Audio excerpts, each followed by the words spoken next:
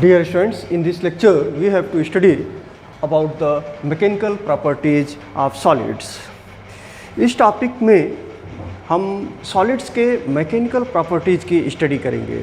तो सबसे पहले हम सॉलिड के कैसे बना हुआ होता है और सॉलिड का शेप, सॉलिड का साइज और सॉलिड का वॉल्यूम कैसे किन चीज़ों पर डिपेंड करता है, सॉलिड का शेप फिक्स क्यों होता है। Solids are made up of atoms are group of atoms placed in definite geometrical arrangement. Solid जो होता है वह एटम से बना होता है या ग्रुप ऑफ एटम से बना होता है जो एक डेफिनेट ज्योमेट्रिक अरेंजमेंट में रहते हैं सॉलिड के अंदर। This arrangement is decided by the nature so that the resultant force acting on each constituent due to others is zero. Constituents हम किसको बोलेंगे? जैसे सॉलिड एटम से बना होता है या ग्रुप ऑफ एटम से बना होता है। तो ये जो एटम्स हुए या ग्रुप ऑफ एटम्स जिससे सॉलिड बना होता है उसको हम कॉन्स्टिट्यूएंट्स बोलते हैं। तो ये कॉन्स्टिट्यूएंट्स जैसे मान लीजिए बहुत सारे एक अरेंजमेंट है, पर्टिकुलर अरेंजमेंट है, इस तरह से एक सॉलिड का अरेंजमेंट है। तो यहाँ पे एटम हो सकता है, ग्रुप ऑफ एटम्स हो सकते हैं। तो ये जो अरेंजमेंट है वह डेफिनेट है, ये फिक्स है। और ये अरेंजमेंट किस तरह का होता है? अरेंजमेंट ऐसे होता है कि कॉन्स्टिट्यूएंट्स के बीच का जो रिजल्टेंट फोर्स होता है वह ज़ीरो होता है। इस तरह से ये अरेंजमेंट होता है। This is the equilibrium state of the solid at the room temperature. यह जो अरेंजमेंट होता है यह फिक्स होता है और इसको हम बोलते हैं equilibrium state of the solid at the room temperature. The given equilibrium arrangement does not change with time, it can be change only due to applied force. यह जो इक्विलिब्रियम स्टेट एटम्स या ग्रुप ऑफ एटम्स या constituents का है ये change नहीं होता है। This does not change. ये चेंज कैसे हो सकता है? ये चेंज हो सकता है अप्लाइड फोर्स की वजह से। अगर हम एक्सटर्नल फोर्स अप्लाई करते हैं like compressive force from all sides is applied to a solid, then this internal arrangement may be slightly changed. तो therefore the fact provides the solid a definite shape and size.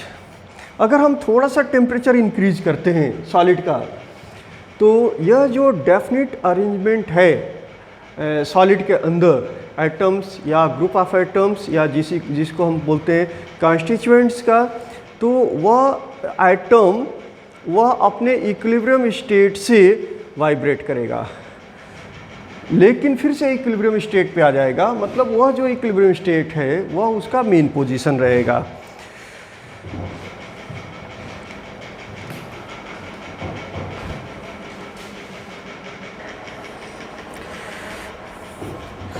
Now let us talk about the deforming force and restoring force. Deforming force क्या होता है? अगर किसी body के ऊपर हमने force apply किया और वह फोर्स उस बॉडी में डिफॉर्मेशन प्रोड्यूस करता है, मतलब उसके शेप साइज में चेंज लाता है, तो उसको हम डिफॉर्मिंग फोर्स बोलेंगे। जैसे मान लीजिए यह एक बॉडी है और इसके ऊपर हमने एक फोर्स लगा दिया, यह फोर्स इस बॉडी के शेप में तब्दीली लाया, चेंज लाया, तो इसलिए हम इस फोर्स को क्या बोलेंगे? डिफॉर्मिंग फोर्स बोलेंगे। ये एक बॉडी है, इसके ऊपर हमने फोर्स लगाया, अब यह इस बॉडी में चेंज लाता है, तब्दीली लाता है, इसके शेप में तब्दीली लाता है, तो इसलिए हम इस फोर्स को क्या बोलेंगे?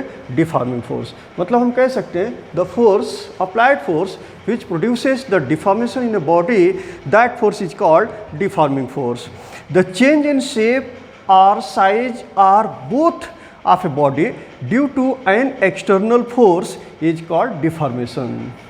अगर हम कोई एक्सटर्नल फोर्स अप्लाई करते हैं और वह एक्सटर्नल फोर्स बॉडी के शेप या फिर साइज या दोनों ही शेप और साइज में चेंज लाता है, तो ऐसे एक्सटर्नल फोर्स को हम डिफॉर्मिंग फोर्स कहेंगे और इस चेंज को डिफॉर्मेशन कहेंगे।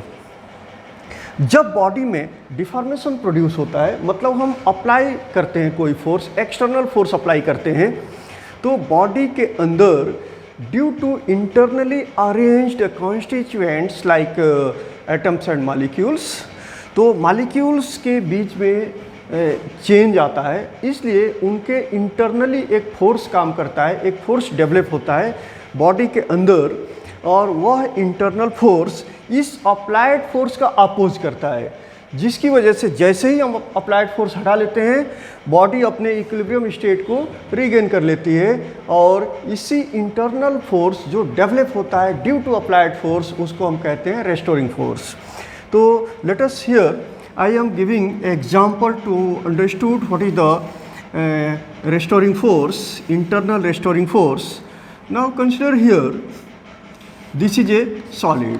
यह एक सॉलिड है, मान लीजिए कि कोई वायर है, वायर, और इसके ऊपर आपने फोर्स लगाया, अप्लाइड फोर्स लगाया। इस अप्लाइड फोर्स की वजह से इसके डायमेंशन में चेंज आया, मतलब इसकी लंबाई बढ़ गई, थोड़ी सी लंबाई इसकी बढ़ गई। तो जैसे जैसे ये लंबाई इंक्रीज करेगी, मतलब कि आपने इस पर क्या लगाया, फोर्स लगाया, ओके, फोर्स, और इसी फोर्स को हम डिफॉर्मिंग फोर्स कहेंगे।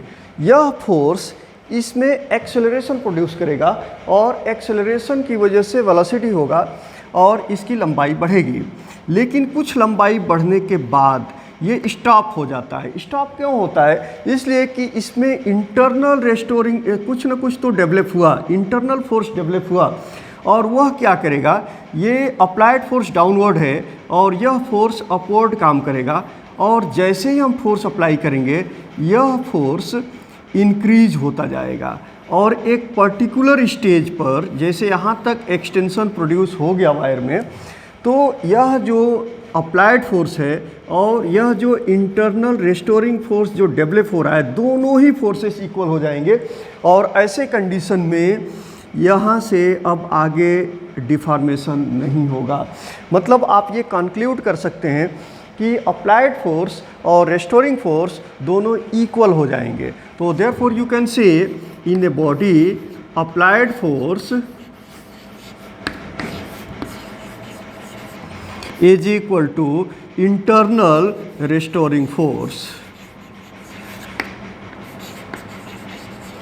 due to which when a force is applied on a body, then body get deformed, and after removal of the deforming force, the body regains its original shape or equilibrium position after removal of the deforming force. Why? Because internal restoring force is acting, and due to that internal restoring force, the body regains its original shape and original size, that is the original dimension.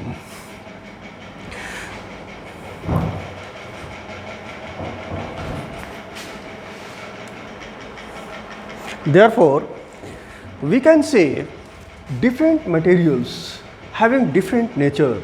जैसे मान लीजिए कि एक rubber ball है, rubber ball को हमने compress किया, मतलब डिफॉर्मिंग फोर्स अप्लाई किया, रबर बॉल डिफॉर्म हो गया, उसमें डिफॉर्मेशन आया, लेकिन जैसे ही हम डिफॉर्मिंग फोर्स को हटाएंगे, वह रबर बॉल अपने ओरिजिनल शेप को रीगेन कर लेगा, जैसा पहले था वैसा ही हो जाएगा। अब यहीं पे दूसरा एग्जांपल हम लेते हैं, क्ले का एक बॉल है और उसको हमने हल्का सा कंप्रेस किया, मतलब डिफॉर्मिंग फोर्स अप्लाई किया, तो वह क्ले डिफॉर्म हो गया, मतलब उसमें डिफॉर्मेशन आ गया। लेकिन जैसे ही हमने डिफॉर्मिंग फोर्स हटाया, तो वह क्ले अपने ओरिजिनल शेप और ओरिजिनल साइज को रीगेन नहीं करेगा, मतलब ओरिजिनल डायमेंशन को रीगेन नहीं करेगा। तो there are two different properties on these two different types of materials. So therefore on the basis of these deforming forces and restoring forces, you can conclude in first example, पहला example जो हमने दिया rubber ball का, तो rubber ball में जब हमने deforming force apply किया, इसका मतलब ये हुआ कि उसके अंदर एटम्स मॉलिक्यूल्स का जो जिनको हम कॉन्स्टिट्यूएंट्स बोलते हैं, उनके बीच उसमें डिफॉर्मेशन हो रहा था और इसकी वजह से इंटरनल रेस्टोरिंग फोर्स डेवलप हुआ। तो जो इंटरनल रेस्टोरिंग फोर्स डेवलप हुआ वो स्ट्रांग डेवलप हुआ, जिसकी वजह से जैसे ही हमने डिफॉर्मिंग फोर्स हटाया तो वह रबर बॉल अपने ओरिजिनल डायमेंशन को रीगेन कर लिया, ओरिजिनल शेप को रीगेन कर लिया। वहीं पे दूसरे एग्जाम्पल में क्ले का हमने जो लिया था, क्ले के ऊपर डिफॉर्मिंग फोर्स अप्लाई किया और डिफॉर्मिंग फोर्स अप्लाई करने से उस तरह का स्ट्रांग इंटरनल रेस्टोरिंग फोर्स यहाँ डेवलप नहीं हुआ, जिसकी वजह से डिफॉर्मिंग फोर्स हटाने के बाद यह अपने ओरिजिनल शेप, ओरिजिनल डायमेंशन को रीगेन नहीं किया। तो दोनों ही में डिफरेंस क्या है? इंटरनल रेस्टोरिंग फोर्स पहले वाले केस में स्ट्रांग था, सेकेंड वाले केस में वीक था। तो on the basis of these properties you can discuss about the elasticity or plasticity। हम इलास्टिक किसको बोलेंगे और किस में इलास्टिसिटी की प्रॉपर्टी ज़्यादा होगी, कौन से मटेरियल में इलास्टिसिटी की प्रॉपर्टी कम होगी। जैसे एक एग्जांपल हम देते हैं यहाँ पे, जिससे आप इलास्टिसिटी को समझ सकते हैं। और इसी इंटरनल रेस्टोरिंग फोर्स को हम बोलते हैं इलास्टिक फोर्स भी बोलते हैं। जिसे मान लीजिए ये एक स्टील वायर है, स्टील वायर, और इस स्टील वायर के एक एंड को आपने फिक्स कर दिया और उतने ही एरिया ऑफ क्रॉस सेक्शन का एक प्लास्टिक वायर लिया। ये स्टील वायर था और ये प्लास्टिक वायर है। एरिया ऑफ क्रॉस सेक्शन दोनों वायर का सेम है। आप इसके ऊपर कुछ लोड अप्लाई किए और यह लोड आपने बढ़ाया, लगातार बढ़ाते गए। मान लीजिए 1 kg लोड अप्लाई किया, फिर 2 kg लोड अप्लाई किया, 3 kg लोड अप्लाई किया, 4 kg लोड अप्लाई किया, 5 kg लोड अप्लाई किया। मतलब लगातार आपने लोड को इंक्रीज़ किया। तो आप ये देखेंगे कि एक पर्टिकुलर लोड पर यह वायर ब्रेक हो जाएगा। सपोज दैट यह 10 kg पे वायर ब्रेक हो गया, 10 kg लोड पे वायर ब्रेक हो गया। अब यही काम आप सेकंड वायर पे कीजिए जो प्लास्टिक वायर है। तो प्लास्टिक वायर पे आपने देखा कि अगर एरिया ऑफ क्रॉस सेक्शन दोनों का सिमिलर है तो ये इससे कम लोड पर ही ब्रेक हो जाएगा। जैसे मान लीजिए 2 किलो लोड पे ब्रेक हो गया प्लास्टिक वायर 2 kg। तो यहाँ आप क्या कंक्लूड कर सकते हैं? यहाँ ये कंक्लूड कर सकते हैं कि यहाँ पे इलास्टिक फोर्स ज़्यादा था और यहाँ पे इलास्टिक फोर्स कम है। तो इन दोनों ही एग्जाम्पल से ये क्लियर होता है कि स्टील वायर की इलास्टिसिटी ज़्यादा होगी। मतलब this is a more elastic material in comparison to this material. तो रेस्टोरिंग फोर्स को हम इलास्टिक फोर्स भी कह सकते हैं। तो now let us we explain the elastic behaviour of the solid. Elastic behaviour of the solid.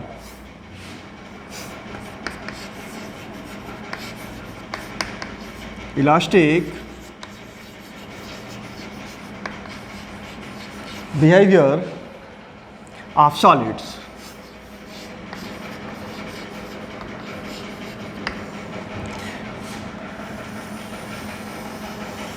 यहाँ पे हम लोग सॉलिड की बात कर रहे हैं, लेकिन इलास्टिक बिहेवियर सॉलिड के अलावा भी मटेरियल्स में होता है, अदर मटेरियल्स में भी होता है। मतलब लिक्विड का भी इलास्टिक बिहेवियर होता है, लेकिन हम यहाँ पे सॉलिड की बात कर रहे हैं। तीनों ही टाइप के मटेरियल में इलास्टिक बिहेवियर होता है, लिक्विड, सॉलिड एंड गैसियस, लेकिन हम लोग यहाँ पे सॉलिड की बात कर रहे हैं। तो now if a body regains its original shape and size after removal of the deforming force, it is called elastic body and the property is called elasticity।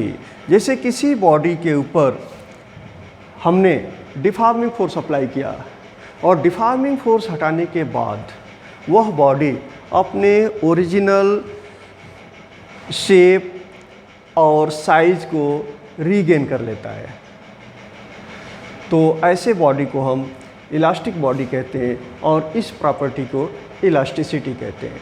Alternate definition आप ऐसे भी दे सकते हैं, the virtue by property of which a body get deformed after when deforming force is applied on it and regains its original shape and size after removal of the deforming force. Listen again.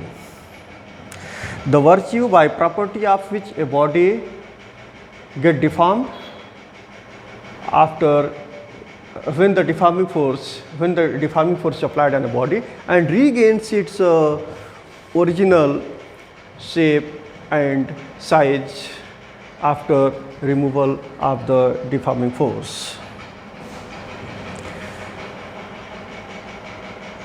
अब मैं दो तरह का example देता हूँ।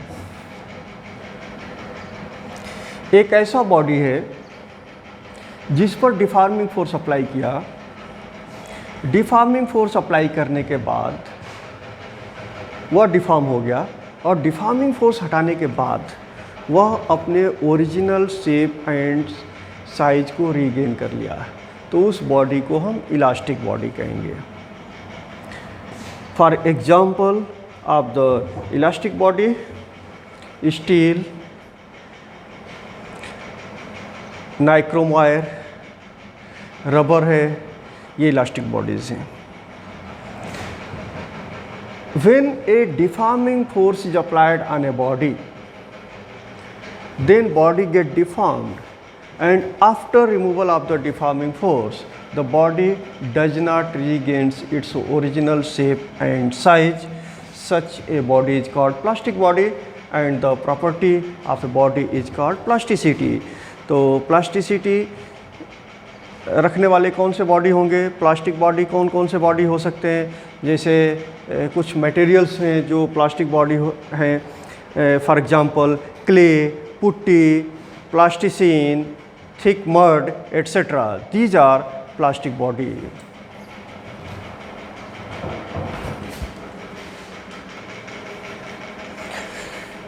Now perfectly elastic body and perfectly plastic body. Perfectly elastic body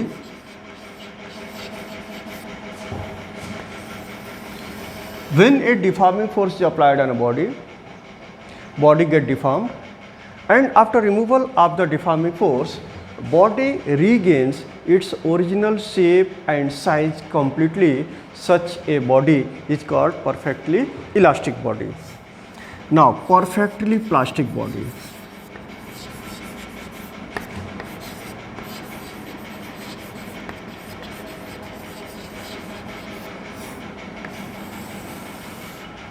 When a very small deforming force is applied on a body, then body get deformed, and after removal of the deforming force body does not regains its original dimension, original shape and size completely.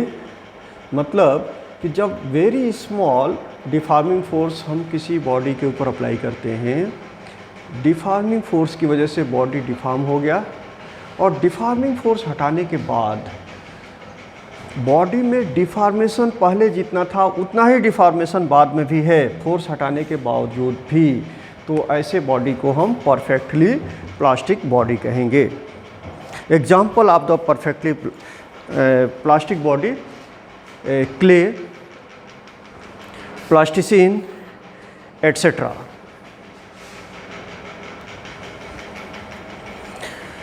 अब हम बात करेंगे stress और strain की, stress and strain. तो सबसे पहले हम स्ट्रेस की बात करेंगे। जब किसी बॉडी के ऊपर हम डिफॉर्मिंग फोर्स अप्लाई करते हैं तो बॉडी के अंदर रेस्टोरिंग फोर्स डेवलप हो जाता है, और ये अप्लाइड फोर्स मतलब डिफॉर्मिंग फोर्स और रेस्टोरिंग फोर्स दोनों एक दूसरे के अपोजिट डायरेक्शंस में होते हैं, एंड दोनों फोर्सेस एक दूसरे से इक्वल होते हैं। Direction is both the forces are opposite to each other, but magnitude of both the forces will be equal. So therefore you can say applied force is equal to internal restoring force. So what is the stress? The internal restoring force per unit area of a body is called stress. The internal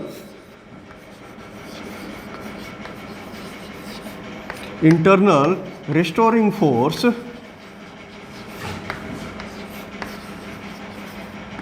per unit area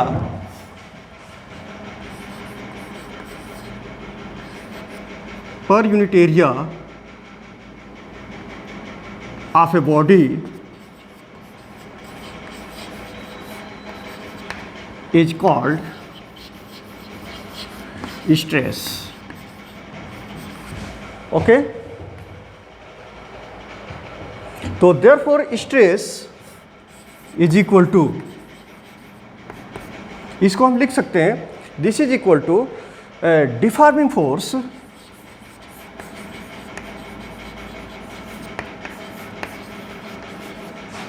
upon area.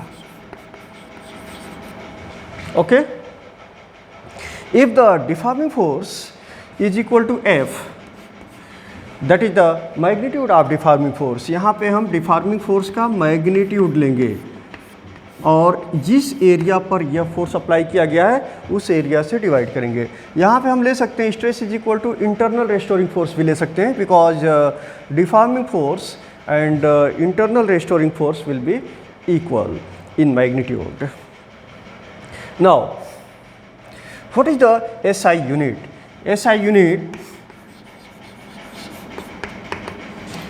unit of force is Newton and SI unit of area is meter square. So therefore its SI unit will be Newton per meter square. Also you can write Newton meter to the power -2 और इसी को हम बोलते हैं pascal.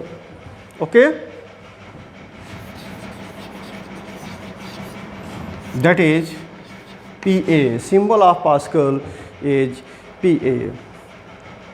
What is the dimension? Dimension निकालने के लिए हम फोर्स का डायमेंशन रखेंगे और एरिया का डायमेंशन से डिवाइड कर देंगे. तो आप देखेंगे फोर्स का डायमेंशन होता है m to the power 1, l to the power 1, t to the power -2. इसको आप एरिया के डायमेंशन से डिवाइड करेंगे, मतलब l टू द पावर 2 से डिवाइड करेंगे. तो this will be equal to m to the power 1, l to the power -1 and t to the power -2. तो this is the dimension of stress. Therefore dimension of stress is m to the power 1, l to the power -1 and t to the power -2.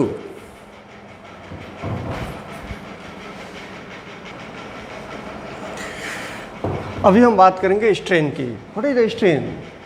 Strain is defined as it is a ratio of change in dimension of a body to its original dimension. जब हम body के ऊपर deforming force apply करते हैं तो body में deformation आता है, मतलब उसके डायमेंशन में तब्दीली आता है, चेंज आता है. और जब हम डिफॉर्मिंग फोर्स हटा लेते हैं तो बॉडी अपने ओरिजिनल डायमेंशन को रीगेन कर लेता है. तो स्ट्रेन क्या हो गया? Change in dimension upon its original dimension. तो therefore this is equal to change in dimension upon original dimension.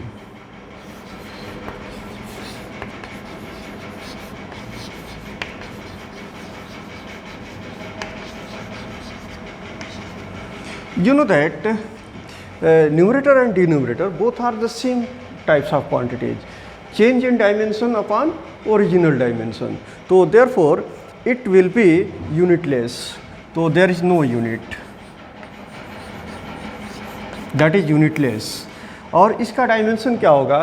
It will be dimensionless. Dimensionless physical quantity.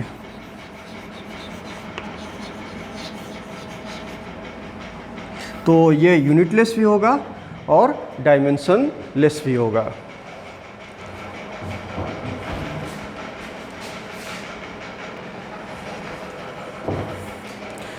अब अगले लेक्चर में हम लोग स्टडी करेंगे टाइप्स ऑफ स्ट्रेस और टाइप्स ऑफ स्ट्रेन की. Now thank you.